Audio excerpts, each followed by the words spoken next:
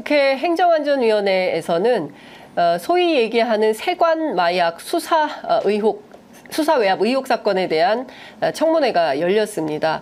굉장히 많은 쟁점들이 터져 나왔는데요. 오늘 이 자리에서는 한 걸음 더 깊이 들어가 보겠습니다. 국회 행안위 더불어민주당 한명도 의원 모시고 자세한 말씀 들어보겠습니다. 의원님 어서 오십시오. 네, 반갑습니다. 이렇게 우중에 함께해 주셔서 너무 감사드립니다. 네. 어제 힘드셨죠, 늦게까지. 네, 네. 어제 뭐 저녁도 안 먹고 한 8시 반쯤 끝났나요? 식사도 못 하셨어요? 네네, 계속했습니다. 아니 뭐 이렇게 열정적으로 식사는 하시고 하셔야 되는데. 뭐 청문회를 하는데 네. 뭐 일관되게 여당하고 그 주요 네. 증인으로 나온 사람들이 네. 백혜룡 증인에 대한 어떤 이야기를 탄핵시키려고 하는 이런 게 입장을 딱 정리하고 네. 나온 듯한 느낌이 있어서 네. 그걸 계속 파헤치려고 하다 보니까 시간이 좀 길어졌어요. 그렇군요. 예. 어제 저도 지켜봤습니다만 민주당 특히 야당 의원님들이 밀가루 마약까지 준비하시고 아주 집요하게 네, 집중적으로 질문을 하고 계셔서 네. 아 지난 4월 총선에서 우리가 국회의원들을 잘 뽑았구나. 네. 네, 네. 밥값을 하고 있다. 네, 저는 네. 이제 개인적으로 네. 그런 생각이 좀 들었습니다. 네. 일단 전반적으로 꽤 오전부터 저녁 8시 넘어서까지 이어진 청문회 좀 한마디로 평가하시자면 어떤 느낌이 딱 감이 오시잖아요. 워낙 전략 오래 하셨고 그럼. 청와대 정무수석도 네. 하셨기 때문에 네. 딱 감이 옵니다. 예. 네. 그 참여한 대부분의 증인들이 네. 그 백혜룡 증인이 거짓말을 하고 있다, 거짓으로 증언하고 네, 있다고 네. 하는데 예. 그분의 진술에 일관성이 있고요. 예. 예를 들어서 용산이 알고 있다, 예. 관심을 가지고 있다, 예. 어떤 진술에 예. 또 일관되고 예. 그래서 상당히 신뢰성이 있는 발언이라는 생각이 들고 그분이 네. 그런 거짓말을 해야 될 이유가 하나도 없습니다. 이런 그래서 거짓말을 통해서 얻을 수 꽤 있는 없습니다. 실익이 없다. 본인이 없습니다. 예. 근데 이 사건 자체가 사실은 영등포 경찰서에서는 엄청난 성과를 낸 겁니다. 그렇죠. 거의 80만 명, 90만 명이 예. 한 번에 투입할 수 있는 마약을 적발을 했으니까. 작년에 그 기자들한테 브리핑할 때는 네. 뭐 전체 2,200억 원 정도 예. 그리고 246만 그렇습니다. 명이 투약할 수 있는 양이다 이렇게 발표는 됐었는데 예. 그 영등포 경찰서 차원에서는 그게 최대 성과입니다. 아마 90만? 경찰 네. 조사 중에서도 네. 아마 주요 실적 안에 들어갈 정도로 성과가 있는 사건이거든요. 예. 근데 이걸 이제 그 한 명을 조사하다 보니까 네. 이 사건의 실체를 파악을 경찰서에서 한 겁니다. 영등포 경찰서에서. 예. 그러니까 그 수사팀은 얼마나 네. 이거 대여를 그냥 야, 이거 큰 잡았다. 사건 잡았다 생각해서 네. 굉장히 고무돼 있었고 이 사건이 성과가 있다고 생각이 드니까 그날 어제 나왔던 당시 영등포 경찰서장 네. 지금 대통령실 자치발전 비서관실에 있습니다. 예. 그 서장은 청장한테 보고까지 해요. 그래서 우리가 이런 그 성과를 그 냈습니다. 네. 라고 하니까 이걸 잘 그 정리하고 홍보할 수 있도록 그렇게 조치를 취하라고까지 이야기를 하거든요. 그런데 어느 날 갑자기 그 성과를 냈던 수사팀은 해체가 되고 이 백혜룡 경정은 저기 강서 네. 그 파출소 지구대로 발령이 나고 네. 그래서 실제 그 수사팀은 해산이 돼버린 겁니다. 납득이 안 가잖아요. 네네. 그래서 이제 백혜룡 경정은 이게 왜 이렇게 가능한지 그리고 경찰 고위 간부들이 한꺼번에 움직인 건 네. 백혜룡 증인이 어제 나와서 한 이야기입니다. 한꺼번에 영등포 경찰서장 그러니까. 생활안 좀 그 경무 예, 경무관 그다음에 막 서울경찰청 그, 형사과장 예. 이런 사람들이 한꺼번에 전화가 공수다발로 막 오는 건 네. 이건 뭔가 외압의 실체가 있다. 예. 근데 백혜룡 경정 주장은 네. 당시 서장이 용산에서 알고 있다. 용산이 심각하게 보고 있다. 뭐 심각하게 보고 있다. 예. 이 이야기를 하니까 예. 이 경찰 주요 간부들을 움직일 수 있는 그럼 실체는 누구냐라고 해서 어제 의원들이 질의를 하니까 용산이다. 본인이 생각할 때는 대통령실 아니면 납득이 안 간다라고 이야기를 하는 겁니다. 그래서 그 이야기를 했고 그래서 계속 그 밤까지 저희들이 그 계속 물어보고 하는데 끝까지 일관됩니다. 그리고 그걸 거짓을 말해야 될 하등의 이유가 없고 네. 그래서 이 사건이 이제 청문회를 넘어서서요. 저희들이 앞으로 국정감사 그리고 주요 증인들이 참석을 하지 않았습니다. 네. 그건 참 가관인데 네. 이 그 사람들에 대해서 지속적으로 앞으로 국정감사나 상임위를 통해서 네. 부르고 이 실체를 파악하기 위해서 예. 계속적으로 예. 상임위 차원에서 진행을 하기로 예. 저희들은 결의를 했고 예. 참석하지 않은 사람들은 특별한 사유가 인정되지 않는 상황에서는 대부분 다 고발 조치 고발. 예. 취할 예정입니다. 예. 저도 어제 청문회 보면서 좀 그 이해가 안 됐던 게, 그러니까 사실 이 사건은 그냥 단순한 어찌 보자면 마약 사건이고, 예. 그리고 이 정부는 마약과의 전쟁을 선포할 정도로 얼마나 마약 수사에 열을 많이 올렸습니까? 네. 한동훈 법무부 장관 국회 나와서 얘기할 때마다 그러면 마약 수사 하지 말라는 겁니까? 네, 예, 그럼요. 예, 네. 그러면서 이제 굉장히 강도 높게 마약 수사의 필요성과 중대성을 강조했던 정부가 아니 정작 이렇게 엄청난 그 경찰청 역사상 역대 두 번째로 네. 큰 사건이었다면서요. 네, 엄청난 성과를 낸 예, 사건이죠. 그러면 네. 이거를 치하하고 칭찬하고 승진시켜야 되는데 네. 이 사람을 오히려 참 좌절시키고 희한하죠. 예. 야 수사하지 마라고 외압 네. 행사한 사람들은 처음부터 영전이 됐어요. 예. 이게 그러니까 수사했던 사람들은 얼마나 자괴감이 들겠습니다. 이 엄청난 성과를 냈는데 그렇죠. 왜 수사 책임자가 예. 좌천을 당합니까? 성과를 냈는데 그것도 최대 성과를 냈는데 예. 그러니까 이 사건 자체가 여기서부터 예. 납득이 안 가는 거예요. 예. 그리고 아니 거기서 요즘은 하도 신기한 일이 많이 벌어지니까 뭐 예를 들어서 뭐 오늘 그 김건희 여사에 네. 대해서는 무혐의 그러니까요. 처분하고 친일에 대해서 놀고라 하고 그러니까 우리 일반 상식으로는 납득할 수 없는 일들이 너무 많이 일어나니까 네. 그런 거 외에는 이해가 안 갑니다. 그리고 이것도 좀 걱정이 되는 게 일선 수사관들이 이렇게 성과를 내고 그리고 그 한 수사관은요 그 범인을 쫓다가 쓰러졌답니다. 막 수사관. 예.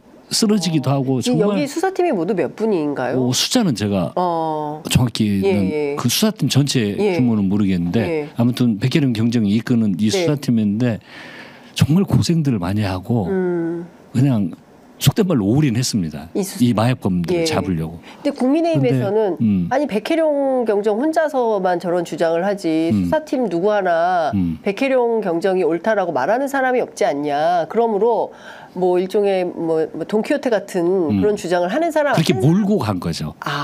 오히려 돈키호테 같은 게 아니고요. 그건 인격 모독적 발언이에요. 그분은요 제가 보니까 아주 강직하고 저는 일면식도 없고 처음 그 국회 상임위장에서만 처음 봤습니다. 네네. 그런데 제가 봐도 쭉 그 신문을 하는 과정에서 느낀 건 이분 아주 강직한 분입니다.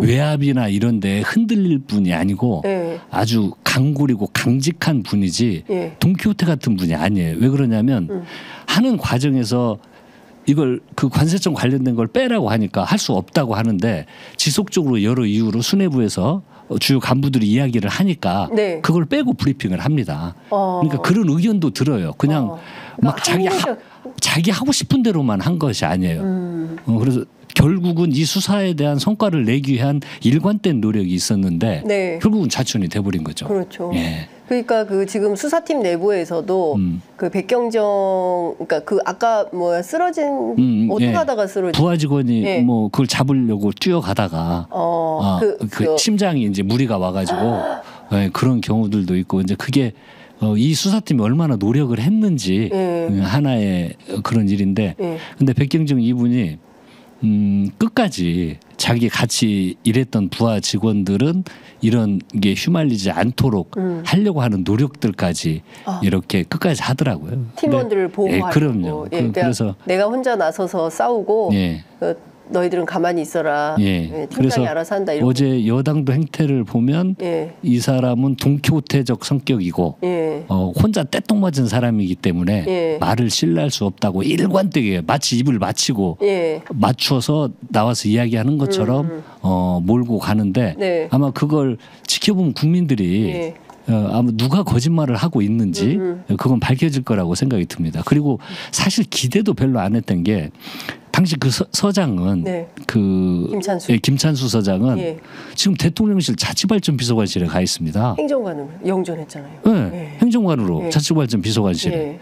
그런데 그 사람이 저 그 대통령실에서 용산 이렇게 말했어요. 보고 있다 이런 이야기 했다라고 안 하겠죠. 저는 기대도 하지 않았는데 뭐 그걸 기대는 할 수 없는 그렇죠. 그런 내용이죠. 예. 그런 사람들의 발언과 말은 예. 신뢰할 수가 없는 거죠. 예. 이 사건 수사로 네. 예, 결국에는 공수처에 고발을 했기 때문에 예. 공수처 수사를 통해서 이제 진위 여부가 밝혀져야 되는데 네. 저도 어제 청문회 현장을 지켜보면서 뭔가 좀 작전을 짜고 나온 것 같다라는 인상을 강하게 일관되죠. 받았습니다. 예, 네. 그러니까 백혜룡 경장이 나중에 막 너무 화가 격분하셔가지고 지금 김찬수 증인이 예. 그 거짓말을 하는 거다라는 예. 식으로 이제 말씀도 하시던데 그러니까 용산을 들었냐 안 들었냐? 근데 네. 그때는 경황이 없어서 녹음을 못했을 것 같아요. 왜냐하면 못했죠. 예. 그때는 거의 호흡을 같이 맞춰서 그러니까 수사를 했던 이 관계. 수사 모든 과정을요. 백혜룡 경장은 김찬수 총경하고 예. 계속 상의하고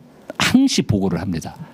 그렇군요. 보고 다 보고가 이루어지고 예. 칭찬도 받았고 김찬수 총경이 서울 경찰청장한테도 예. 그 문자로 예. 와 이렇게 되고 있다고 예. 보고를 청장한테도 보고를 하고 예. 그런데 갑자기 돌변한 거 아닙니까? 갑자기. 그리고 수사가 그 마무리가 안 됐다. 네. 피의 사실이 공표될. 예. 그런데 예. 이 관세청 관련된 이런 내용들을요. 예. 이미 그 보도 자료에서 다 뺐으면 없어요. 그러니까요. 예. 9월 20일 보도. 그런데 예. 뭐 피의 관련 관세청 관련된 무엇이 나온다는 건지 네. 말이 안 맞는 얘기예요. 예. 그걸 백희룡 기자는 다 빼고 했습니다. 예. 그 보도자료 배포하고 기자회견 할 때. 그런데 마치 그것이 그 관세청 관련된 내용이 들어가 있는 것처럼 네. 단정을 하고 이야기를 하고 그리고 쭉 진행되어 있기 때문에 수사가 미진해서란 말이 참 안 맞는 얘기예요. 네. 이미 모든 과정을 네. 서장이 김찬수 총경이 다 알고 있었는데 예? 그걸 갑자기 태도가 바뀐 거거든요. 너무 기가 막힐 것 같아요. 네. 수사팀을 이끌고 있는 팀장 입장에서 볼 때 아니 오늘 아침까지 야 수사 잘했어 열심히 해봐 야 보도자료 뭐 이렇게 준비해라고 했던 선배가 갑자기 여기저기서 전화 와서 막 밤중에 9시 20분에 전화가 왔다 9시 넘었어. 그러니까 9월 20일 9시 30분에 예. 전화를 해가지고 야 보도자료 내지 마라고 얘기를 했고 왜 그러냐 했더니 뭐 용산이 뭐 지켜보고 있다 이런 식으로 얘기를 하고 왜 갑자기 그런 얘기를 하냐고 했더니 명령이다 하지 마 이렇게 했다는 거잖아요. 그게 되게 어리둥절했을 것 같아요. 백혜룡 경정 입장에서는. 그래서 이게 이제 마지막 그 백혜룡 경정이 결론을 낸 게 이 경찰 주요 간부들이 일관되게 이렇게 움직이게 할 수 있는 건 그 김찬수 총경이 이야기했던 것처럼 용산에서 이것을 알고 있고 심각하게 보고 있다는 그 내용을 이야기를 했기 때문에 결론을 내더라고요. 이 배우가 누구라고 생각하냐 질문을 했더니 용산입니다. 라고 딱 정의를 마지막에 하더라고요. 근데 의원님 근데 이 용산도 여러 밸류의 용산이 있잖아요. 그러니까 이를테면은 아 내가 용산이야라고 호가호위하는 예컨대 뭐 그 블랙펄 인베스트의 이종호 씨 같이 그런 뭐 약간 뭐 내가 실세야 뭐 천공처럼 뭐 이렇게 할 수도 있고요.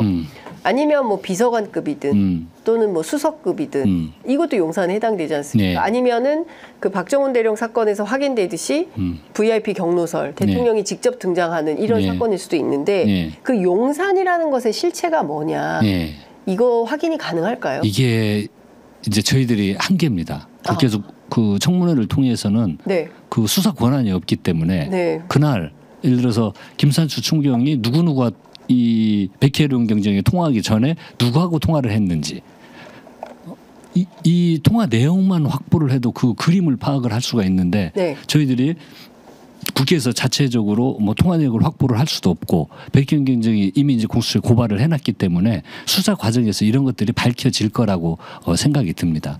그리고 저희들도 청문회는 자꾸 여당에서 맹탕 청문회라고 하는데 청문회는 이런 국민적 의혹이 있는 사항에서는요 청문회를 하는 게 국회의 본연의 역할입니다. 어떤 이유에서든지 그걸 막 청문회를 안 하려고 하는 게 그게 문제인 거지. 의혹이 있으면 당연히 해야죠. 국회에서는 들여다봐야죠. 예. 그리고 따져봐야죠. 그렇습니다. 그리고 이것은 청문회로 끝난 게 아닙니다. 어제 저희들이 모든 그 증인들에 대해서 의견을 들었기 때문에 향후 수사 과정에서 통화 내용 확보되고 그러면 여러 증거들이 나오면 그날 국회에서 나서 누가 거짓말을 했는지 다 밝혀집니다. 네. 그 사람들은 모두 처벌을 받아야 되고요. 네, 네. 그래서 이 수사 과정과 함께 예. 저희들은 또 국정조사를 하고 있기 때문에 예. 자꾸 업데이트되는 정보에 대해서는 이것은 끝까지 네. 파헤쳐 나갈 그런 계획을 가지고 있습니다. 어찌 보자면 백혜룡 경정의 이거 저 관세청 세관 마약 수사 외압 의혹 사건은 이제 시작에 불과한 시작입니다. 이제 있습니다. 그 청문회는 네. 저는 이 의혹의 예. 시작점이라는 생각이 들고 네. 그걸 가장 현장에서 피부로 느꼈던 백혜령 네. 경정이 네. 딱 마지막 정리한 것 경찰 관세청 네. 모두를 움직일 수 있는 유일한 힘은 예. 독자 기관에서 할 수 없다. 어허. 용산에서 누군가가 그 김사주 총경이 이야기한 것처럼 네. 용산에서 누군가가 관심을 가지고 심각하게 보고 있다는 네. 그렇지 않으면 움직일 수가 없다라고 정의를 예. 했거든요. 예. 그래서 저희 야당 의원들은 그것에 대해서 공감을 하고요. 네. 그 실체를 파악하기 위한 여정은 이제 시작이 됐습니다. 아니 제가 방금 전에 광주 방송에서 서정욱 변호사 대통령실하고 비교적 가까운 정보가 빠른 네. 우익 변호사죠. 네. 토론을 하고 왔는데 세간에 뭐 자기 부인이 그런다는 거예요. 김건희 여사 오빠가 마약하냐. 네. 아 그래서 이거 빼주려고 한 거냐. 네. 이런 얘기 그런 질문을 하더라. 네. 그래서 말도 안 되는 소리라고 이제 본인이 이제 네. 얘기를 했다고 하는 건데 네. 납득이 안 됩니다. 네. 마약과의 전쟁을 선포했던 윤석열 정부가 네. 그리고 누가 보더라도 이게 그 다국적 마약 조직을 일망타진하려고 했었던 거 아닙니까? 네. 그리고 몸에 신차에 분착 방식으로 4kg씩 붙여가지고 온 것은 그동안 한 번도 없었고 처음으로 오고 그다음에 오던 사람 중에 한 사람은 뭐 너무 칭칭 감아가지고 네. 피가 터질 것 같아가지고 죽을 것 같아서 자기 아니, 자수하고 싶다 이런 얘기 했다는. 실제로 네. 그걸 몸에 그렇게 부착을 하고 두르면은요 네. 피가 안 통해 가지고 굉장히 고통스러워. 그 위험한 상황이 올 수도 있는 그런 상황인 겁니다. 근데 그 마약과의 전쟁을 예. 선포한 정부가 예. 이렇게 무능한 그날 보니까요 예. 이 사람들이 1월 달부터 예. 십몇 차례를 네. 계속 두릅니다. 똑같은 이름을 가진 사람들이 그러니까 한 번 들어온 게 아니에요. 한 번 두른 게 아니에요. 그러니까 그때 경찰이 조사를 할 때 처음 이 사람들이 들어온 게 1월 달에 예. 들어온 걸 확인을 합니다. 예. 이 사람 진술을 통해서. 네네. 근데 한 번만 들어온 게 아니고 예. 몸에 감고 예. 계속 반복해서 들어옵니다. 똑같은 방법으로 예, 예. 그렇게 해서 동일한 4kg를 방법. 가져온 그래서 거예요. 예, 그 뻥 뚫린 거예요. 최고 한 번 많이 가져온 게 24kg인가 가져오고 예. 뭐 3kg, 예. 뭐 5kg 예. 갖고 올 이렇게 때마다. 나눠가지고 예. 계속 들어온 겁니다. 같은 그러니까 사람들이 계속 들어온 거예요. 완전 뚫린 거죠 세관이. 그러니까 이게 예. 저도 어제 청문회에서 이야기를 했지만 예. 이거 마약과의 전쟁이 아니고요. 네. 이렇게 그냥 한국 들어가니까 예. 말레이시아에서 들어올 때 예. 뻥뻥 뚫리고 계속 들어오면 예.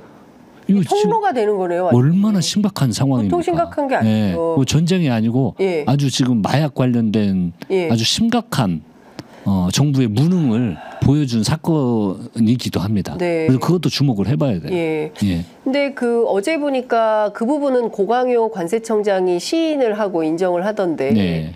그 전자통관 시스템? 예. 네, 그걸로는 사실은 이게 완전히 그 파악이 되어야 된다면서요. 아니 근데 세상에 네. 그 위험한 마약이 들어오는데 네. 어떠한 장비가 없어서 네. 그러면 그 장비가 없어서 그렇게 그 전에도 계속 뚫렸습니까? 그러니까 장비가 없으면 아니 대한민국 같은 선진 국가에서 당연하죠. 예. 그래서 뭐 이제 뭐 장비를 도입을 했기 때문에 네. 앞으로 그것에 대해서 잘 대응을 하겠다. 이렇게 이야기를 하는데 네. 그러니까 이제 앞으로 검색대를 통과를 하면 예. 주요 좀 마약 그걸 유통할 수 있는 유형 국가에서 들어오는 나라들 같은 경우에는 네. 입구 통관할 때 예. 사람 몸을 찍어서 그걸 검색을 하겠다는 건데요. 지금 아무튼 뭐 현재로서는 네. 아주 마약 그 유통망들에게 뻥뻥 예. 뚫려 있는 현실이라는 생각이 듭니다. 그리고 어젠가 그제 뉴스 보니까 또 네. 해경에서도 예. 또 엄청난 양의 예. 이 마약을 예. 또 적발을 했더라고요.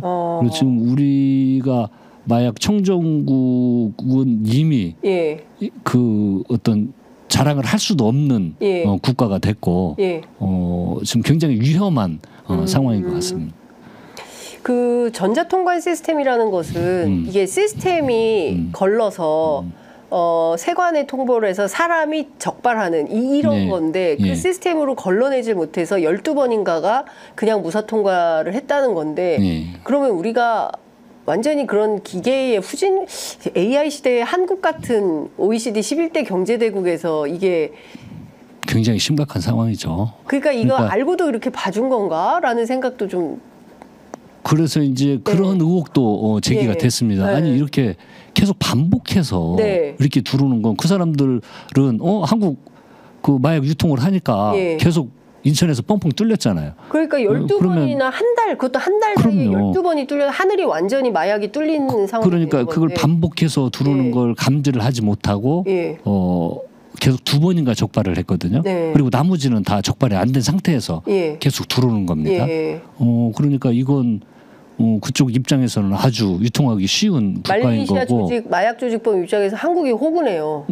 그렇게 되는 거죠. 야 그래서 한국을 뭐, 뚫고 들어가 예. 이런 거잖아요. 그래서 지금 현 정부에서 마약에 대한 어떤 대응이 이번에 얼마나 무능한가를 스스로 네. 보여주는 사건이기도 합니다. 아 그러네요. 마약과의 전쟁 이야기를 하지 말든지. 마약과의 전쟁 선포 해놓고 막 네. 그 난리를 치고 네. 국회 출석할 때마다 한동훈 당시 법무부 장관이 엄청나게 강조했지만 실제로는 12번이 한 달에 12번 하늘길이 뚫리는 예. 그런 참사가 있었던 거다. 네.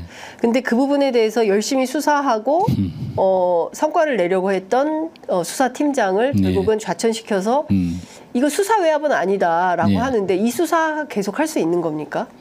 지금 현재 수사팀에서 네. 더 수사는 보강을 해서 네. 하고는 있습니다. 아, 이 수사. 예. 근데 이제 그러면은 그걸 그 사람만 백혜룡 경정만 그 사람 말고 예. 백희룡 경정과 함께 했던 수사팀들도 많이 빠졌죠. 아. 그리고 새로운 이제 인원 팀을 보강. 보강이 돼서 예. 추진을 하고 있는데 예. 처음 시작해서 그걸 일망타진했던 사람들이 수사를 마무리하지 않는다는 게 예. 넌센스죠. 그렇잖아요. 예. 왜 성과를 낸 사람들을 빼고 다른 사람들을 배치합니까? 그렇습니다. 예. 그리고 초기 수사를 하면서 그 범죄자로부터 그 증언을 들은 과정 시작 예. 단계부터 예. 이 모든 과정을 예. 다 조사를 했는데 네. 그 사람들은 빠지고 예. 그 사람들이 수사했던 걸 이어받아서 새로운 팀들이 하고 있다는 게 네.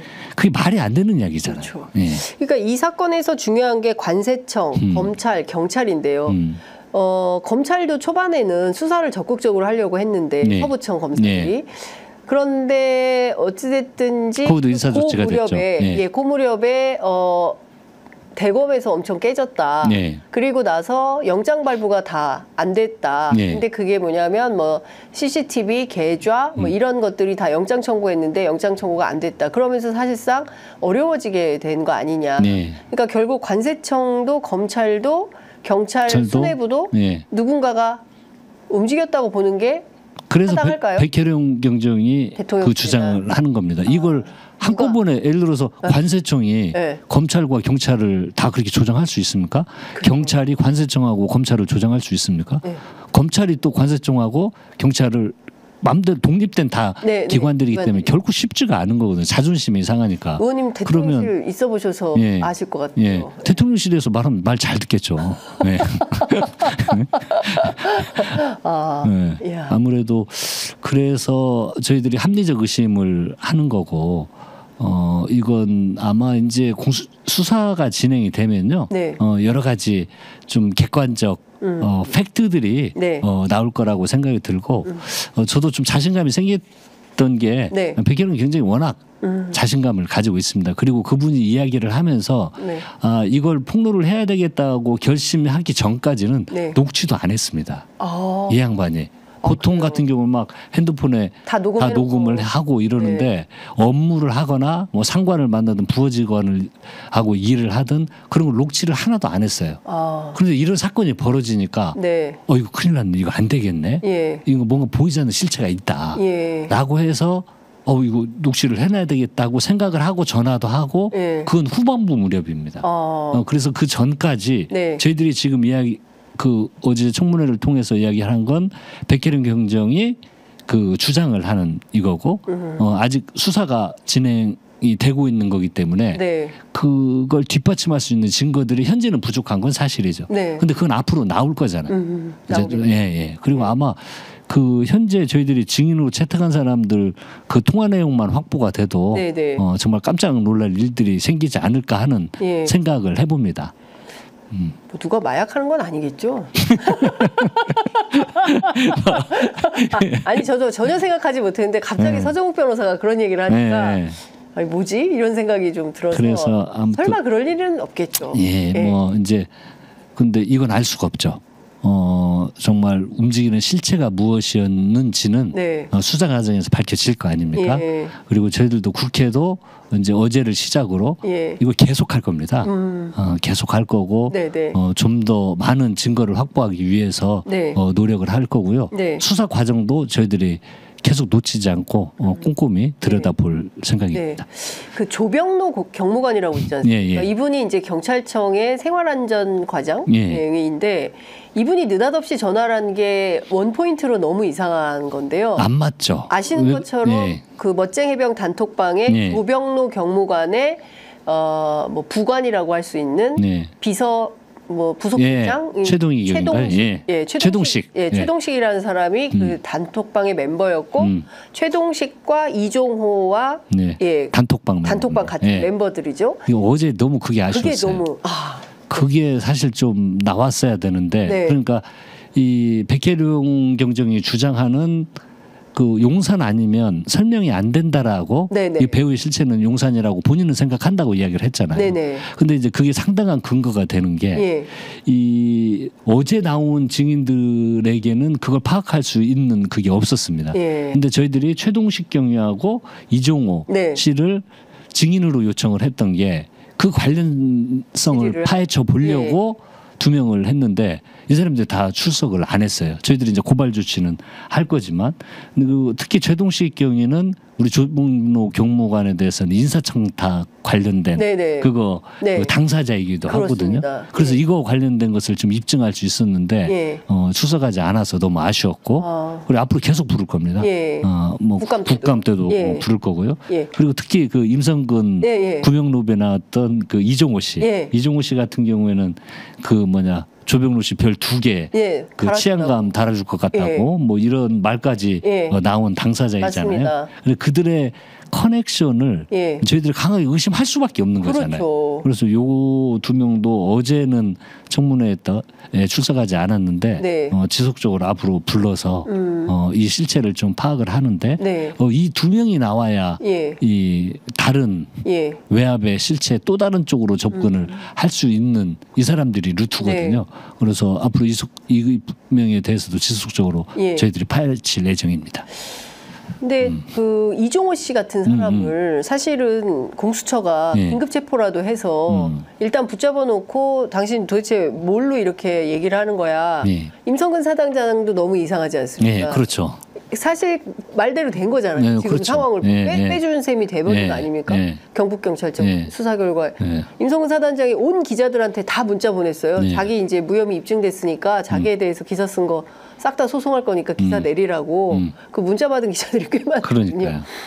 그러니까 막 이런 대응을 하고 있는 거거든요. 근데 너무 이상하잖아요. 근데 이종호 씨를 불러서 조사했다거나 물론 공수처에서 한 차례 불렀다라는 말은 있는데 실제로 그런 사실이 있는지 네. 뭐 휴대전화를 압수했는지 뭐 이런 내용들은 확인이 좀 되는 게 없어서요. 예, 현재로서는 없죠. 네. 현재로서는 없는데 아마 근데 참 그 이종호 씨라는 분의 실체가 참 미스테리한 사람이에요. 네. 이 각종 인사 관련된 네. 예를 들어서 임성근 사단장 관련해서도 나왔지. 이번에도 저희들이 깜짝 놀란 게 카톡방에 이 사람 관련된 카톡방 여기서 또 나왔잖아요. 네, 그 조병로. 그리고 또 조병로 별 2개 네. 이야기가 예. 나오고 그렇기 때문에 저희들이 충분히 합리적 의심을 할 수가 있습니다. 그래서 이 2명에 대해서는 제가 막 이거 출석 안 하면 예. 청문회 때 이거 동행명령 발부해서 잡아오자 막 그랬더니 안 된다고 하더라고요. 그래서 네. 이제 국정조사나 아무튼 저희들이 국회에서 할 수 있는 강한 조치들을 네. 해서 저희들은 국민들 앞에서 물어보고요. 국회는. 네. 예. 그리고 이제 수사기관에서는 네. 관련된 수사가 좀 진행이 되면 수사가 진행이 돼서 어떤 결과물이 조금씩 나오기 시작을 하면은요. 네. 바로 어제 청문회에서 이야기했던 것들이 네네. 그 거짓을 한 사람들은 다 이게 도구로 돌아올 겁니다. 아, 도구로. 어제 예. 그 만약 위증을 한 그렇죠. 사람들은요. 예. 그런 것들도 앞으로 이제 수사 과정을 지켜보면서 예. 좀 뭐 긴밀하게 대응을 할 생각입니다. 알겠습니다. 예. 어쨌든 국회 차원에서 뭐 새로운 의혹이 터졌기 때문에 예. 저희 기자들도 꼼꼼하게 예. 함께 취재하면서 상황을 좀 지켜보도록 하겠습니다. 예. 아 근데 어제 또 화났던 거 하나. 하나 더. 예. 아니 이 사람 출석하지 않은 사람들 있잖아요. 네. 참 가관입니다. 가관이에요? 출석하지 않은 게 네. 뭐 심심불안. 국회 나오면 심심불안합니까? 그리고 일주일간 뭐 민우통이 있다. 뭐 일주일간에 민우통 저도 있어요. 예? 일주일간에 그 네. 진단서를 제출했는데 아. 일주일간의 요양이 필요하다. 뭐 이런 식으로 해서 아주 국회를 모욕하는 행위들을 했거든요. 네. 그러니까 지금 이런 것들에 대해서 향후 좀 단호히 대응할 수 네. 있는 이런 것들을 준비를 해야 될 것 같아요. 아니 다른 거 다 떠나서 지금 최동식 경이요. 네, 탈진, 네. 탈수 위험이 있어서 못 나가겠다. 네, 아니 이런 이유로 지금 국회 출석 못 하겠다고 한 사람 있었습니까? 없죠. 네? 네. 무슨 탈진 그리고, 탈수에 네. 국회 물 다 줘요. 뭐 국회 출석하면 물부터 갖다 주지 않습니까? 이것도 좀 가벼운 감기. 일주일이면 심한 감기도 아니잖아요. 네. 아주 그냥 가벼운 감기 정도 되는데 네. 나오지 않겠다고 예. 뭐 이렇게 이야기하고 예. 이 사람들 나중에 다 아마 그 저는 그렇게 이야기를 했습니다. 이걸 강력히 고발 조치하지 않으면 이런 일이 발생을 하기 때문에 예. 그 7명을 놓고 특별한 사유가 인정되지 않는 사람에 예. 대해서는 즉각적으로 고발 조치하는 걸로 네. 그렇게 이야기를 했습니다. 이종호 씨도 뭐 정신적 스트레스, 고혈압, 심장병, 50살 넘으면 다 있는 거예요. 이 말이 안 된다. 심신미약. 고발 조치해야 됩니다. 그러니까요. 전부 네. 싹 다 고발 조치를 네. 해야 될 것 같고 정당한 이유 없이 네. 안 나오면 네. 3년 이하의 징역, 네. 1,000만 원 이하, 3천만 원, 네. 1,000만 원 이상, 3천만 원 이하 벌금입니다. 네. 처벌해야죠. 네, 그런 당연히 생각이 좀 처벌해야죠. 듭니다. 예. 하여튼 어제 청문회에서 너무 의혹이 많이 나왔기 때문에 예. 이거는 그냥 지나갈 수가 없어서 그렇습니다. 이 꼼꼼하게 더 따져봐야 되겠다라는 예. 생각이 좀 듭니다. 예. 주말에요. 민주당 전당대회 있었잖아요. 네, 그렇죠. 정봉주 의원 탈락할 줄 아셨습니까? 오, 탈락까지 갈 줄은 좀 예상을 많이 못했어요. 그래서 그래도 5등 안엔 들 거다. 네, 좀 뭐 해도 네. 처음에 뭐 1등까지 하고 예. 2등, 1, 2등을 했기 때문에 예. 나중에는 뭐 그래도 한 5등 안에 들어가는 거 아닌가 하는데 그 결과를 보고 아무튼 민주당 내외에 많이 놀랐어요. 네. 네, 그래서 떨어져 버리더라고요. 예. 네. 충격이 많으시더라고요. 의원님 딱 그 정봉주 의원의 이 상황을 보고 일감이 좀 어떤 생각이 좀 드셨습니까? 그러니까 일단 선거 전략적인 측면에서 보면 네. 그리고 이제 선거를 임하는데 정봉주 의원 같은 경우에도 저도 조금 놀랐어요. 왜 저런 이야기를 지금 하지? 그리고 오히려 본인이 뭔 한 이야기가 있으면 취지가 어쨌는지 네. 그런 걸 그냥 솔직히 이야기를 설명을, 하고 예. 좀 양해를 구하고 그렇게 해야 되는데 예를 들어서 뭐 친명파리하는 주변에 그것은 모든 후보들을 다 겨냥한 거거든요. 네. 나머지 후보들을 다 네. 겨냥하는 그게 본인에게 어떤 도움이 되는지 해서 그건 좀 본인이 그 상황에 대한 분위기를 잘 파악하지 못한 네, 네. 그런 거라는 생각이 들고 예. 그걸 지금 뭐 누구누구 선거 끝났는데 누구누구 탓하고 그러면 안 됩니다. 그 분위기와 흐름은 언제나 형성이 되는 거고 그리고 결국은 투표율이 뭐 높고 낮고의 의미를 충분히 뭐 부여를 할 수도 있지만 네. 현재 여건에 따라서 뭐 높을 수도 있고 낮을 수도 있고 하는 거잖아요. 근데 그 참여하는 주체들이 뭐 대리 투표하는 거 아니잖아요. 네. 한 명이 본인 투표를 하는 거기 때문에 그건 집단적인 어떤 어떤 그 분위기가 형성되지 네네. 않으면 불가능한 겁니다. 예. 그래서 좀 정봉주 의원이 그런 결과가 나오지 않았나 네네. 그런 생각이 듭니다. 네. 그 JTBC 보도를 통해서 박원석 의원이 정봉주 탈락은 내 불찰이다 떨어질 줄 몰랐다 이렇게 얘기를 했다는 보도가 있습니다. 박원석 의원이 떨어뜨린 건가요? 아니 본인이 그게 발단이 됐죠. 네. 그리고 그 발언 이후에 정봉주 의원의 대응이 네. 그때 그 친명팔이라고 스텝이 좀 대응을 꼬였다고 했거든요. 봐요. 그럼요. 네. 친명팔이라고 그렇게 대응을 하는 게 네. 저는 왜 대응을 저렇게 하지라는 생각이 들더라고요. 대통령 되면 안 된다. 이 말이 가장 컸다라는 얘기도 있던데. 근데 이미 이제 우리 이종석 의원님, 네. 그 의원님이 이야기한 그것 자체가 그 발단이 됐을 겁니다. 어떻게 보면 이제 그 다른 후보자들뿐만이 아니고 굉장히 자존심에 상해하는 당원들도 굉장히 많았을 거고요. 네. 그런 좀 아쉬움이 많이 커요. 네. 그렇군요. 네. 그 당원의 결정은 어떻게 평가하세요? 그러니까 1등을 당원들이 1등을 만들었다가 결국 당원들이 탈락시킨 거 아닙니까? 그럼요. 그건 당원들 집단인 거거든요. 네. 그 집단의 결정을 어떻게 부정을 합니까? 민주주의 국가에서. 그걸 따르고 네. 결과에 승복하고 네. 그래야 되고 네. 그러니까 그 당원들의 마음이 어떤지를 후보자들이 잘 읽어야죠. 선거 시기별로 이 전당대회에서 우리 당원들이 원하는 게 뭔가 그리고 또 전당대회별로 이 당원들이나 뭐 대의원들이나 원하는 시대상들이 다 그 선거마다 존재를 하는 거잖아요. 시대 정신이. 항상 그때마다 그것도 변하기도 하고요. 네네. 근데 지금 이번 전당제에 대해서 시대 정신을 잘 몰리는 거죠. 정봉주 의원 같은 경우. 정봉주 의원이 시대 정신을 잘 읽지 못한 것 같다. 네, 말씀 주셨습니다. 어쨌든 2기 지도부가 출범을 한 겁니다. 더 단단해지고 더 센 이재명 대표 체제가 들어섰다. 그리고 특별하게 그 중요 선거는 없지만 그래도 재보궐 선거가 좀 있을 것 같아요.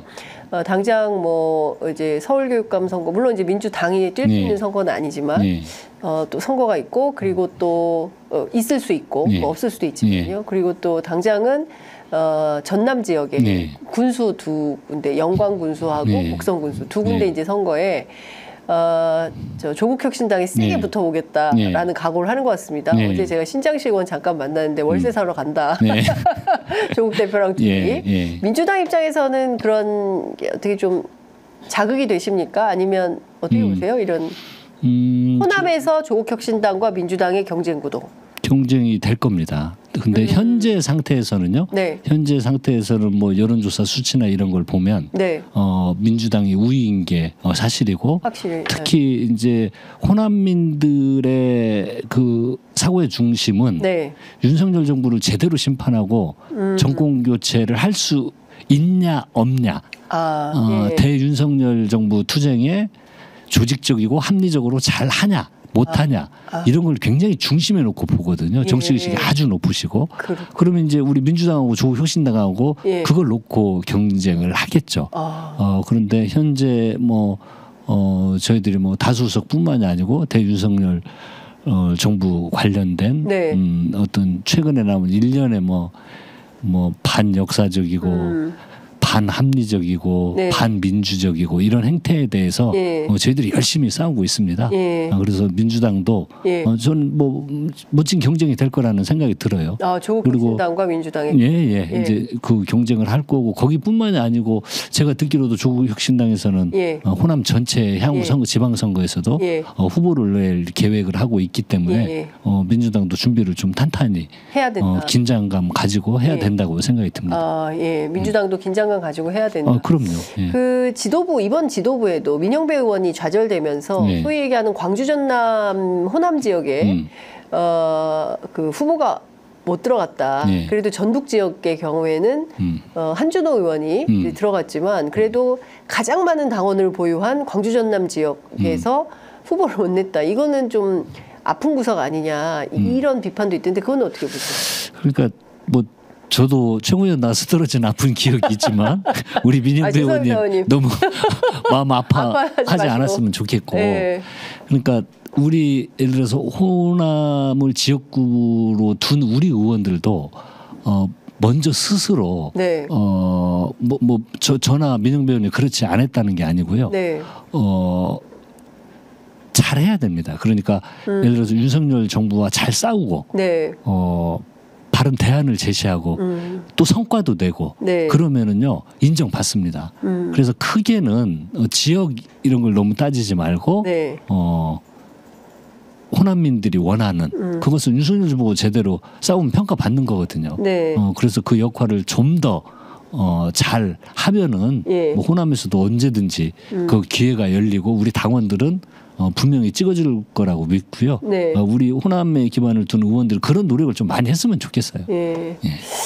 그러니까요. 그러면 실제로 호남 지역에서는 조국혁신당과 경쟁하는 경쟁 구도가 될 거고 또 민주당 안에서 또 호남 지역의 정치인들이 좀 제대로 잘 싸우고 역할을 하면 당원들로부터 평가받아서 그럼요. 지도부에 그럼요. 이제 들어가고 이런 것이 가능해질 거다. 예. 결국에는 좀 주체에서 문제를 좀 찾으시는군요. 아니, 그럼요. 예를 들어 내가 전북이기 때문에 예, 예. 여기가 광주 전남이기 때문에 예. 그걸 후보가 안 됐는데 이 사람을 지역적으로 평가하는 것보다는 네. 개별 의원들이 우리 호남 쪽에 있는 의원들이 굉장히 더 열심히 해야죠.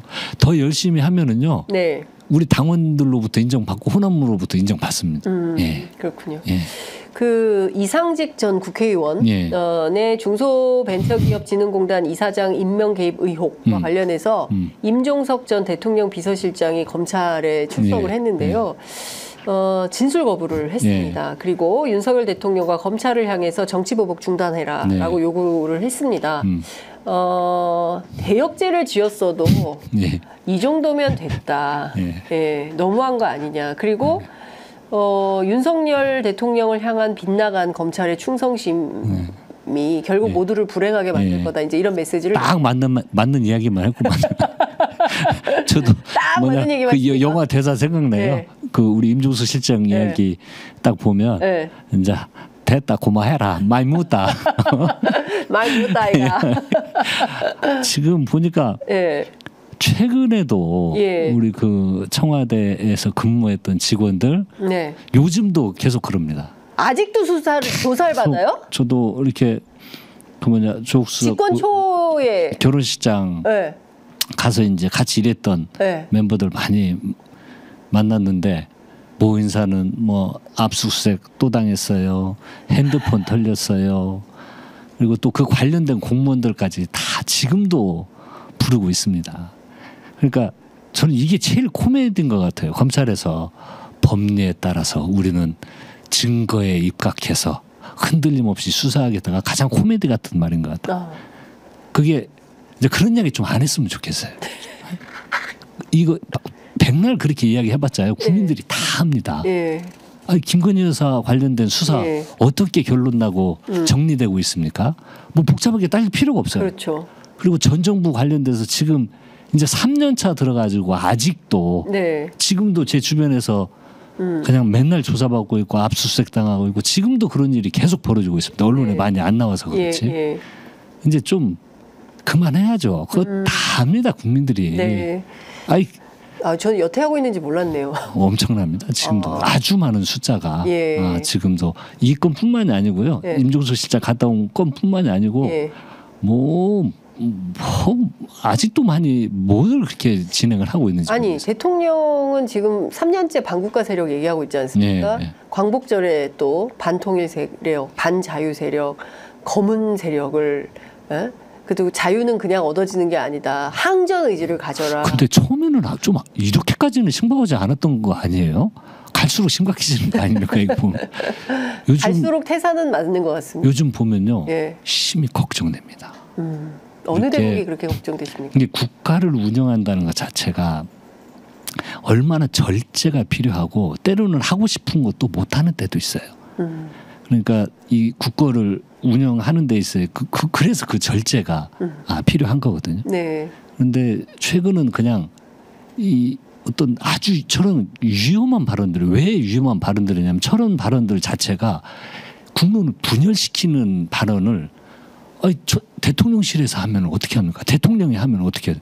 대통령이 나서서 막 갈라치기를 하는 거 아니에요? 그렇죠. 대통령은요 진보 정권이 되면 보수 쪽 단체나 입장에 대해서 더 많이 들으려고 신용이라도 하고 노력을 하기도 하고 그렇죠. 예를 들어서 국방 관련된 거 더 네. 진보 정권이 잡으면 국방이 취할 거라는 국민적 우려가 있으니까 네. 국방에 대해서 더 고도화시키고 예산을 더 투입해서 더 튼튼한 국방을 만들려고 노력을 하는 거죠. 네. 이 균형을 만들어야 되거든요. 그리고 행사나 이런 것도 그 의견도 많이 듣고 네. 저도 정무수석 하면서 진보 보수 가릴 것 없이 다 가는 이유가 네. 없거든요. 네. 예. 내가 좋아하는 행사만 가는 게 아니잖아요. 예. 때로는 그렇죠. 뭐 내 개인적인 생각이 어쩌지만 지금은 일을 하고 있으니까 가야죠. 생각이 다른 집단들 이런 데 가서 의견을 듣기도 하고 네. 참여도 하기도 하고 예. 그러는 거거든요. 예. 그리고 특히 대통령의 발언은 국민들을 갈등과 분열, 다툼으로 되지 않도록 네네. 최대한 모든 행사나 이런 데도 발언도 거기에 맞게 네. 연설비서관실에서는 연설 초안을 그렇게 만들고 그런. 근데 최근에 일련의 발언들은 아주 대단히 좀 위험하고 네. 그냥 좀 더 깊이 들어가서 테크니컬하게도 최근에 뭐 저 깜짝 놀란 게 예. 예. 야당 대표가 뭐 이재명 대표 쪽에 청와대에서 뭐 화환을 보려고 네. 아니 하는데 그것 좀 여쭤보려고 했어요. 아니 나는 웃기는 게 아니 그걸 대통령실이 이야기하는 경우 어디 있어요? 대통령실에서 뭐 2번 이틀에 걸쳐 뭐 누구 뭐 이르는 것처럼 우리 보냈는데 저쪽에서 전화 안 받았어요. 저쪽에서 안 받았대요. 전화도 안 받아요. 전화도 안 받아요. 문자도 씹었어요. 뭐 이런 투예요 지금. 이게 얼마나 우리들 그 이야기가 무슨 이야기인 줄 아세요? 어떤 겁니까? 우리가 이만큼 무능한 사람들이에요라고 이야기하는 거예요. 고백하는 거예요. 고백하는 거죠. 아니 아니 실력이 없어도 유치해. 아니 여야 간에 그런 짜잘한 현안을 놓고도 좀 다투기도 하는데 대통령실은 여야 의견을 다 들어가지고 사전에 물밑에서 조정을 하고 네. 의견도 야당 의견도 들어서 발표하고 그러는데 예. 뭔 합의도 최종 되지도 않는데 자기들이 어떤 행위를 하고 우리는 했어요. 네. 저쪽이 안 해요. 난 깜짝 놀랐어요. 그게 아까 제가 최근에 일련의 좀 그 국가 운영과 관련된 국민 통합이 아닌 네. 갈등과 분열을 대통령이 직접 조장하는 발언. 네. 굉장히 위험하다. 걱정된다. 네. 이런 생각이 들고 예. 또 디테일하게 짧은 실무적인 하인들도 아까 이런 식이에요. 네. 그러면 아니 야당 입장에서 네. 아니 어느 야당이 예. 여당이 하자는 대로 하는 여당이 어디 있습니까? 우리 여당 할 때 국민의힘에서 그래 좋아하고 해준 거 하나라도 있습니까? 내가 담당자였잖아요. 이제는 말할 수 있다. 안 해. 안 해요. 그러면 하나도. 예. 아쉬워도 때로는 화가 나도 찾아가죠. 이건 해야 되는 거 아닙니까? 이걸 예를 들어 모든 현안에 대해서 경제 문제에 대해서 이게 여야가 어디 있습니까? 네. 이걸 아무리 우리가 여당이라고 야당에서 안 해주면 이건 말이 안 되는 네. 거잖아요. 그래서 때로는 상임위원장, 야당 지도부, 개별 의원들까지 가서 다 만났어요. 때로는 서류 가지고서 예. 직접 정무소 가서 설명하고 설득도 하고 또 안 만나려고 하면 끝까지 쫓아가고 그런 노력을 한병도 의원님 고생 많이 하셨네요. 네, 그런 노력을 여당이 집권당이 해야 되는 거죠. 근데 이 대통령실에서 탓을 해버리면요, 그건 그런 노력을 하거나 탓을 하든지 그런 건 하나도 않고 소통도 하지 않고 대화하려는 노력도 하지도 않고 일방적으로 행위해놓고 저쪽이 안 하려고 해요. 이재명 당대표 됐는데 그것도 안 받을래요 하는 게 때로는 좀 유치하기도 하고 네. 이렇게 참 실력 없다는 생각이 들어요. 예. 실력이 없다는. 그러니까요. 근데 또 거부권은 또 계속 행사를 하고 있지 않습니까? 이걸 어떻게 21번이나. 아니 그리고 전 또 웃기는 게 거부했으면 끝인데 또 다시 하자는 거잖아요. 간호법을 간호사법으로. 또 오늘 전세사기 특별법은 또 여야 합의로 통과시킨다는.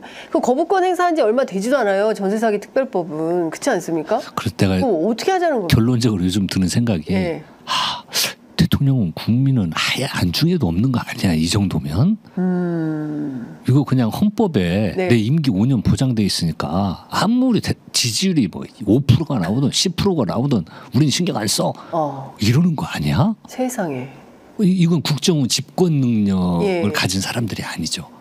그래서 요즘은 하도 이거 거부권을 행사하길래 예. 이런 사람들 예. 이 사람들 지금 이런 생각하는 거 아니야? 예. 라는 생각까지 들더라고. 의원님 기재위 오래 하셨잖아요. 네, 2년 했죠. 그 가계빚이 지금 1,896조 네. 때 최대거든요. 근데 또 서울 집값이 오르니까 네. 전부 또 빚내가지고 또 대출 받아가지고 네. 집을 사고 또 이때 아니면 또 서울에 집 못 산다 해서 지방에 있는 사람 또 막 올라와가지고 집 사고 이거 이러다가 부동산 터지면 이거 감당이 될까 윤석열 정부가. 그러니까 이제 최근에 네. 뭐 정치 분야, 경제, 사회, 문화 모든 분야에 대해서 네. 굉장히 위험한 상황으로 위험하다. 가고 있어요. 네. 그래서 그 여기를 모두 관통하는 게 결국은 국민이 있는 건데 네. 국민을 갈라치게 하고 있잖아요. 그렇죠. 네 편, 내 편을 나누고 있잖아요. 예. 그러면 이건 좀 더 이게 악화되면 폭력으로 변하는 거예요. 안 됩니다. 네, 폭력은 그러니까 안 됩니다. 예.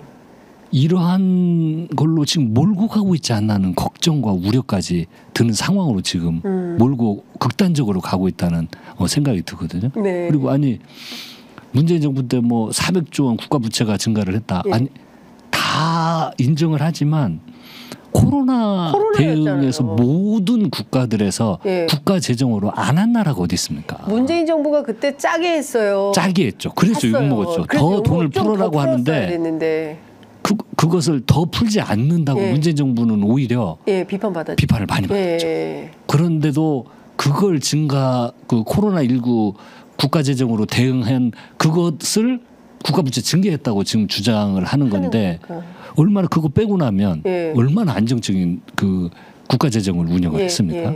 근데 지금 본인들이 이제 무능한 이런 게 계속 나오고 이렇게 모든 분야에서 실력이 없는 걸 보면 방금 말씀하셨던 어떤 그 경제적 그 대응에 대해서도 이걸 제대로 대응할 수 있을까? 위기 국면으로 가지 않을까 하는 걱정이 많이 드는 거고요. 일부 수출이 증가한 면이 있지만요. 지금 내수 문제는 구조적으로 굉장히 심각합니다. 고금리이기 때문에요. 네. 제가 선거운동 할 때도 지역구를 다녀보면요. 거기가 상가가 밀집된 지역들이 많은데 명함을 주로 이렇게 인사를 가잖아요. 상가를 방문을 하면 한 집 걸로 한 집은 빈집이에요. 그럼 제 지역만 그러는 게 아니에요.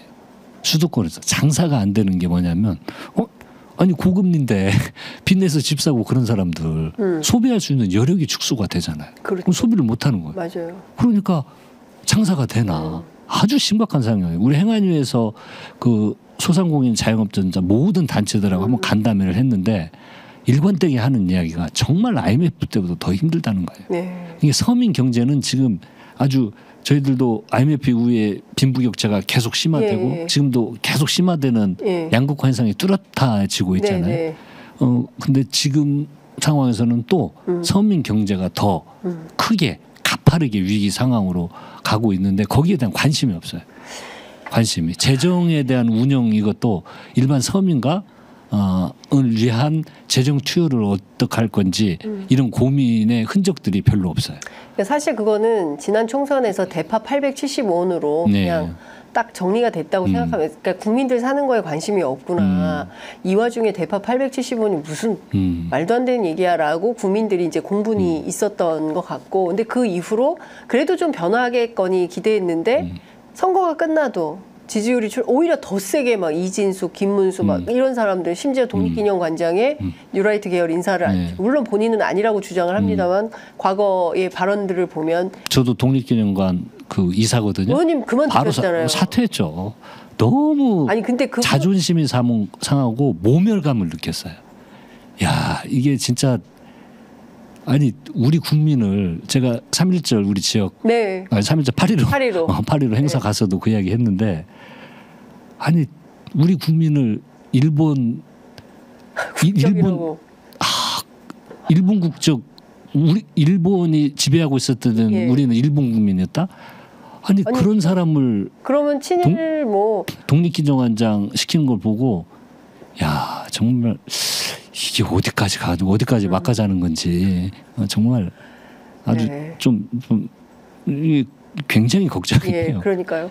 그래서 사실은 많은 국민들이 국회에 거는 기대가 크고 특히 야당에 거는 기대가 큰 것 같습니다. 그래도 민주당이 중심을 잘 잡고 큰 당이니까 정책의 대안을 만들고 가야 되지 않겠냐. 요새는 민주당이 여당 같아요. 책임감도 그렇고 다양하게 그런 표현들이 좀 당연하게 보이는 상황입니다. 그러니까 선거 결과를 지금 1년에 그 용산에서 하는 일련의 행태들은 선거 결과를 인정하지 않는 겁니다.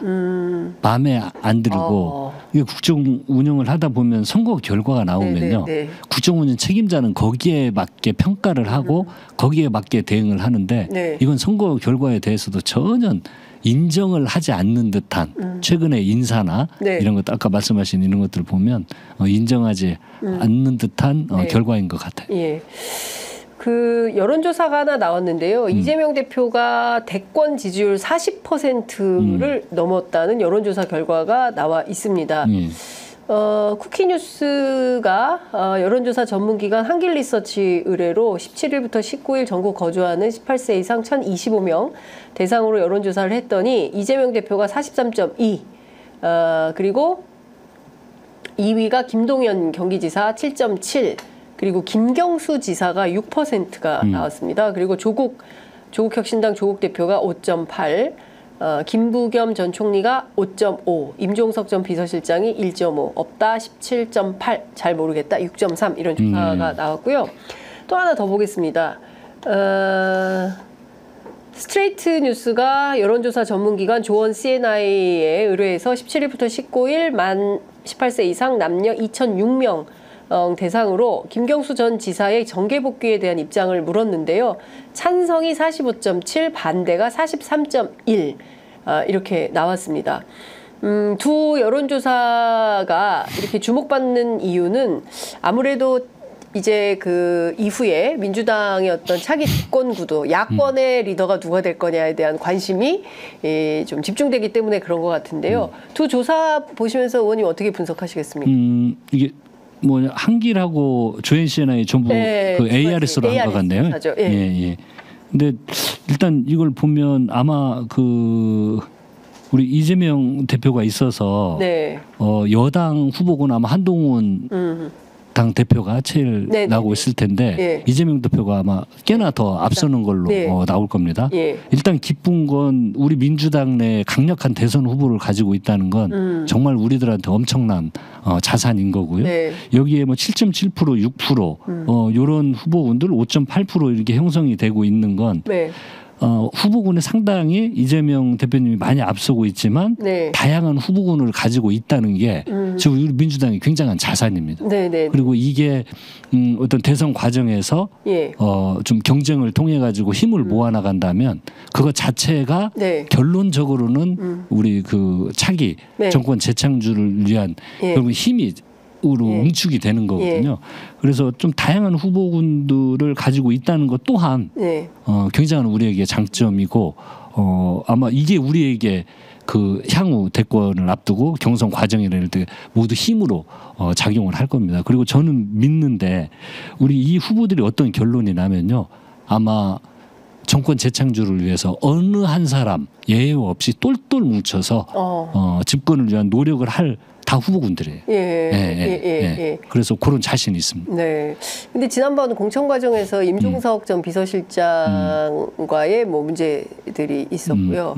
그리고 이번에 윤석열 대통령이 김경수 지사를 8.15 특사로 복권시킨 것은 여러 포석이 있다. 그러니까 결국은 친문과 친명의 갈라치기 용도 아니냐. 물론 여권이 더 분열했지만 한동훈 대표가 막 반대하면서 그 점은 좀 어떻게 분석하세요? 물론 뭐 그런 분위기가 전혀 없는 건 아닌데요. 그건 우리를 너무 쉽게 보는 겁니다. 민주당을 우리가 너무 쉽게 현재 그럼요. 우리 뭐 친명 친문 이걸로 당이 무너지거나 그러지 않을 겁니다. 적어도 네. 저는 확신이 있어요. 네. 결국은 그 정권 재창출을 위해서 네. 모두 하나의 원팀으로 싸워 나갈 사람들입니다. 지금 우리 민주당 구성원들, 네. 뭐 저도 뭐냐면 여러 모임들을 하고 있지만 네네. 다양한 의원들 많이 요즘 의견을 듣고 있거든요. 결국은 힘을 모아 나가는 거기 때문에 우리 내부가 민주당 내에 이런 걸로 다툼을 해서 어떤 정권을 다시 가져오는데 재창출하는데 걸림돌로 작용할 거다. 저는 그런 일이 절대 일어나지 않을 겁니다. 김경수 전 지사는 정치를 하겠죠. 당연히 하겠죠. 예. 어떤 식으로 복귀를 하시게 될까요? 뭐 아마 본인은 현재 계획한 대로 할 겁니다. 뭐 복권 됐다고 해서 바로 들어오고 본인 성격도 그렇고 막 나오자마자 막 뭐 하고 그러지는 않을 것 같아요. 이제 차분히 본인은 결국은 저번에도 한번 보니까 좀 통합하고 이런 데 관심이 아주 많습니다. 국민 통합. 김경수 지사가. 예. 그러면 정치 제도가 통합을 위한 우리 한국 정치의 시스템 제도가 현재 제대로 작동하고 있느냐. 그런 것들을 독일에서 많이 공부하고 현재 그러는 것 같습니다. 그럼 돌아오면 그런 어떤 통합을 주제로 하든 국민 통합을 주제로 하든 어떤 주제로 하든 활동을 다시 시작을 하겠죠.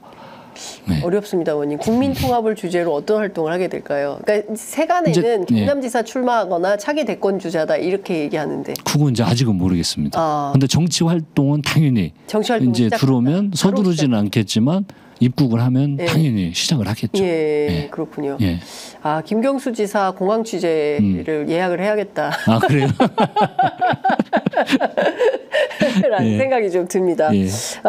여하튼 사실 야권에 여러 주자들이 있고 그리고 또 뭐 이재명 대표 말씀하신 대로 숲에 나무가 많아야지 딱 하나만 있으면 안 된다. 뭐 이런 맥락으로 얘기한 것 같은데 여러분들이 서로 경쟁, 민주적으로 다양성을 가지고 경쟁하는 것은 건강한 민주사회를 위해서 반드시 필요하다라는 생각이 좀 드네요. 그리고 뭐 조사를 보면 그래도 다양한 후보군이라고 이야기할 정도 수치가 나왔네요. 이쪽에 다 보니까 이게 이제 통상 저희들이 기준을 5%를 놓고 5%? 통상 그렇잖아요. 과거 이제 5% 이상이 나오면 이제 후보군으로 인정이 좀 되고 못 넘으면 좀 힘들다. 그래서 대선 후보가 되려면 5%를 만들어라 뭐 이런 속설이 있는데 5%를 넘는 후보군이 이렇게 다양하게 포진이 되고 있다는 건 저희 민주당으로서는 아주 좀 반가운 일이고 그리고 이게 이제 힘이 다양한 그룹들의 힘이 결국은 합쳐져야 정권을 획득할 수 있는 거거든요. 그래서 저는 이러한 수치를 보니까 좀 긍정적으로 평가를 하고 있습니다. 그리고 우리 센 사람도 있고. 그 지난 선거 때 지민비조 이렇게 혁신당에서 했는데 이번에 교섭단체 요즘 유신 때 만든 건데 10명 또는 좀 낮춰야 된다. 박지원 전 원장은 구라파식으로 확 낮춰야 된다. 그래서 소수 정당들도 교섭단체로 활동할 수 있는 문호를 개방해야 된다. 민주당이 통 크게 협조해라. 다만 저 영광군수 그다음에 그 강진군수 이거는 잘못된 선택이다. 그거 박지원 대표님 하신 말씀이죠. 야, 역시 출마는 안 된다. 다 계산을 하셨네. 의원님 어떻게 생각하세요? 네, 이게 이제 아마 제가 이제 현재는 지도부에 없습니다. 그 전에는 아마 제가 전략기획위원장을 맡고 있었으니까. 지금 맡고 있다면 이 논의에 참여를 할 텐데 저번에 보니까 뭐 대표님하고 조수석 대표도 장시간 이야기를 나누고 뭐 이렇게 했기 때문에 좀 지도부 간에 충분히 논의가 되고 있을 사항이 아닐까라고 예상은 해봅니다. 서로 간에. 그럼 이재명 대표가 받을 거다? 아니 그건 모르겠는데 이 지금 조국 혁신당에서 계속 주장을 하고 있기 때문에 아마 제안을 민주당이 했을 거 아닙니까? 그렇겠죠. 그리고 제가 이제 당직자로 있으면 이걸 놓고 우리 내부 논의를 하든 그 조국 혁신당을 만나든 그 논의를 진행을 할 거 아니에요. 근데 이제 현재 최근 보니까 언론에도 계속 나오고 저쪽에서 주장을 하고 있으면 그 민주당하고 조국 혁신당하고 이렇게 대화가 단절돼 있는 건 아니잖아요. 뭐 우리 원내대표인 누구야? 황운하 대표도 그렇고 민주당에도 있었고 그렇기 때문에 아마 내부적으로 좀 논의를 서로 하고 있을 거라고 저는 예상을 해봅니다.